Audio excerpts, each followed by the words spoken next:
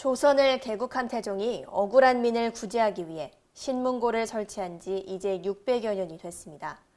조선 구한 말, 일제, 대한민국을 거쳐오기까지 이 땅에서 제대로 된 날것의 신문고는 별로 울리지 않았습니다. 태종이 조선시대에 원억 미신자, 즉 원통하고 억울한 일을 풀어 해결하지 못한 자에게 소원의 길을 열어주기 위해 대궐에 북을 달아 소원을 알리게 하던 제도가 600여 년 동안 제대로 실천된 적이 없었던 건데요. 이제 민의를 알리는 도구는 북이 아니라 트위터, 포스트잇, 촛불, 팟캐스트, 스마트폰 등입니다. 한 지자체장은 트위터로 최근 시민들과 새벽 2시까지 30여 개의 멘션을 날리며 의사를 주고받아 화제가 되기도 했었습니다.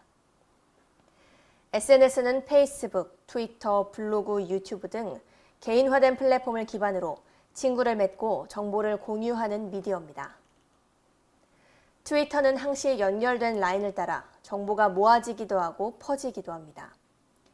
기업에서는 주요 마케팅 도구로 사용하고 정치에서는 홍보 수단으로 이용하고 있습니다. 이를 통해 정보는 실시간으로 접근되고 확산됩니다. 촛불과 함께 시청 광장을 장식했던 포스트잇도 주목해야 합니다. 단풍같이 붉은 분홍빛 포스트잇부터 은행나무처럼 노란 포스트잇까지 형형색색의 포스트잇이 벽면을 덮고 있는 모습도 장엄합니다. 담쟁이 덩굴이 손에 손을 잡고 벽을 넘듯이 포스트잇들은 서로 손을 잡고 민주주의를 형성하고 있는 듯 했습니다. 민의가 담긴 포스트잇들은 마침내는 칸을 넘어 옆에 벽까지 침범했습니다. 직접 민주주의를 형성하는 활용점정인 촛불도 빼먹을 수 없습니다. 촛불은 트위터로 전달된 의사들이 행위로 표출되는 장입니다. 소통이 안 되고 불통이 계속되는 한 촛불과 트위터, 포스트잇 같은 수단은 계속 늘어날 겁니다. 소통보다 홍보에 치중하는 한 SNS나 촛불의 크기는 줄지 않을 겁니다. 불통을 강요하는 일부 미디어와 그것을 부추기는 일부 인사들이 있는 팟캐스트 방송, 페이스북, 촛불은 식지 않을 겁니다.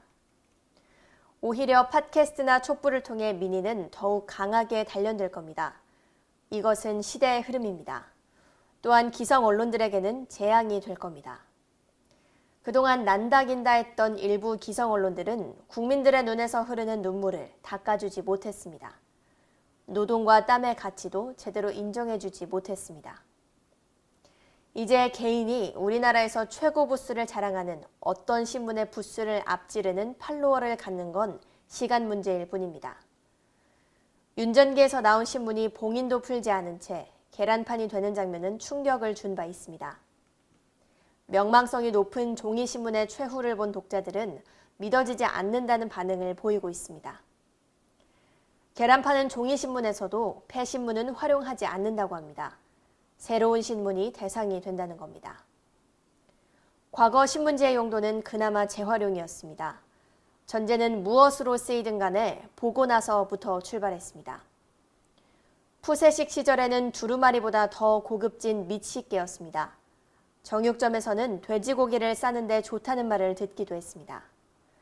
그것도 이제 옛날이여가 됐습니다.